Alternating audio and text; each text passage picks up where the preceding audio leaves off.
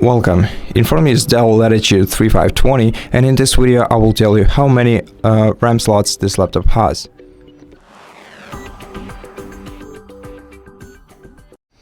So to check the amount of RAM memory on your laptop, right click the taskbar, then go to Task Manager, then go to Performance section right here, open Memory, and in Memory tab you'll be able to see the slots used in your laptop and the form factor of the RAM memory.